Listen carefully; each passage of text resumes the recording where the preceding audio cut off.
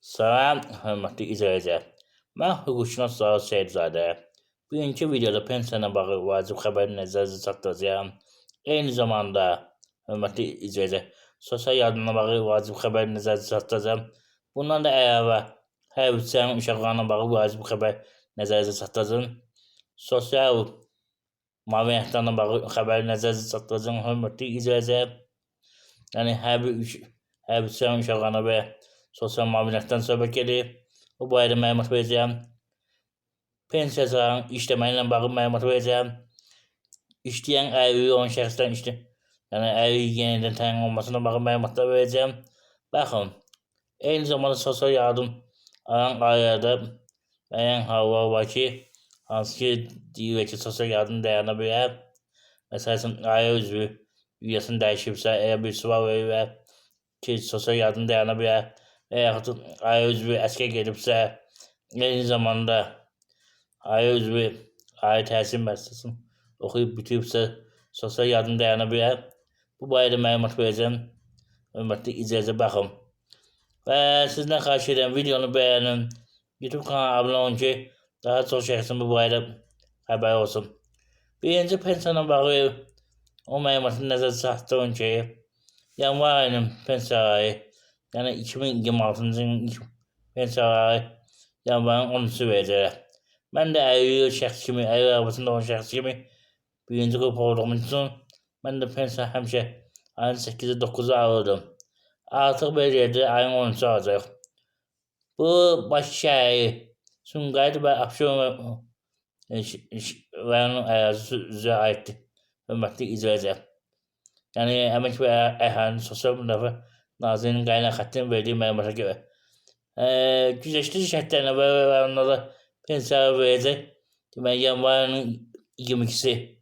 Müavinətlər sosial yardım nazirə verəcək 27-si. Hörmətli izləyicilər, nəzərə alın. Bir məsələ bu. İndi keçək sosial yardımla bağlı məsələyə. Hörmətli izləyicilər. Əgər ailə üzvünüz ali təhsil müəssisəsini oxuyub bitiribsə, sosial yardımın bitməsinə məsələsində 4 ay, 5 ay varsa, o arada sosial yardım kəsilmir. Nəzərə alın. Eyni zamanda ailə üzvlərinizdən rəhmətə gedən varsa, yəni bu sosial yardım kimin adına həmin şəxsə aiddir. Digər ailə üzvləri rəhmətə gedibsə, o halda da sosial yardım kəsilmir növbəti vaxta qədər. Eyni zamanda ailə üzvləriniz əskər gedibsə, o halda da sosial yardım kəsilmir. Onu qeyd edin ki, hərbi xidmətdə olan şəxslərin uşaqlarına daxil yoxsa sosial yardım alınmır. Yəni ki, valideyn hərbi xidmətdən qayıdana qədər həmin uşağa 140 manat müavinət verir. Hörmətli izləyicilər, nəzərə alın. Bir məsələ də budur. O ki, qadın pensiyayla bağlı mənə sual verir ki, mən pensiya alıram və işləyirəm, pensiyanı kəsə bilərmi? Xeyr, bir mənə şəkildə deyin ki, kəsə bilməz. Əyrinin ləğvi oluna bilərmi? Onunla bağlı fikir bildiyin həmin hüquqşünas kimi, həmin əyri olan şəxs kimi. Burada məsələ belədir. Əslində qanunverici deyir ki, istər məcəlləsinə əsasən, istər də məşğulluq haqqının qanuna əsasən deyir ki, birinci qrup, ikinci qrup, üçüncü qrup əyri işləyə bilər. Amma burada gedim müddəti əyrin təyin olmasından çox təəssüf ki, Əmək və Əhalinin Sosial Müdafiə Nazirliyinin Tibbi Ekspert Komissiyası çox vaxtı deyir ki, vətəndaşa sən işləyirsənsə, sən əyriyib kəsirik. Bu da qanunsuzdur. Belə bir hal baş verərsə, məhkəməyə müraciət edə bilərsiniz. Ona görə ki, qanunun verəcəyi əsasən 3-cü və 2-ci, 1-ci qrup əyri işləyə bilər.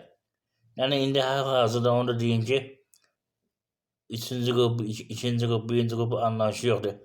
Belə gedirlər, 3-cü qrup 31-60% əmək qabiliyyəti olmayan şəxslər gedir. 2-ci qrup 61-80% əmək qabiliyyəti olmayan şəxslər gedir.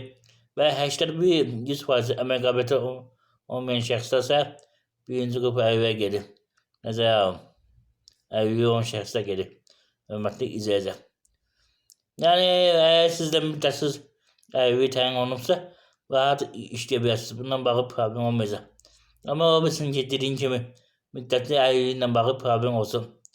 Amma bir məsələni də qeyd edin ki, Eğer emel zamanı almışsınızsa ve emel zamanına esasen işləyirsiniz ki, sizə uyğundur həmin iş yeri, o halda da pensiya keçə bilməz.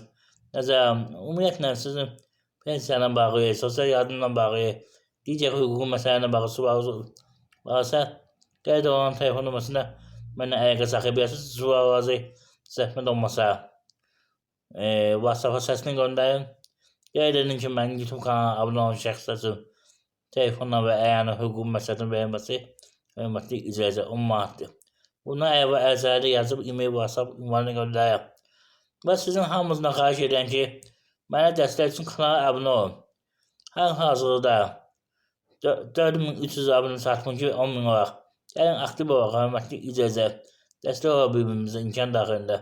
Mən də sizin kimi əlilliyi olan şəxsin, yəni əlil arabasında həmişə ki, çalışıram ki, əlilliyi olan şəxslər və digər aziz təminatlı ailəyə hansısa bir hüquqi məsələdə maarifləndirin ki, hüquqlarını bilsinlər, özünün vəziyyətlərini müəyyən qədər düzəldə bilsinlər.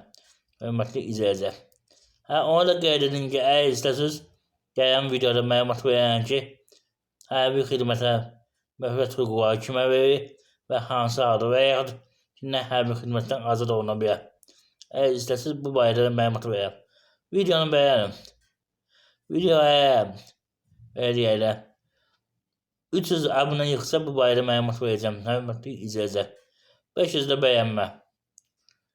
Və onu da qeyd edin ki, hal-hazırda şotla birlikdə 1700-dən yuxarı mənim videom var. İstər sosial yardım olsun, istər pensiya olsun, istər vəsaiət olsun, istər digər məsələlər olsun, qeyd olunub tanış ola bilirsiniz. Digər videolarla tanış olmaq üçün orada kanala abunə olun, zəngli işarəsini aktiv edin.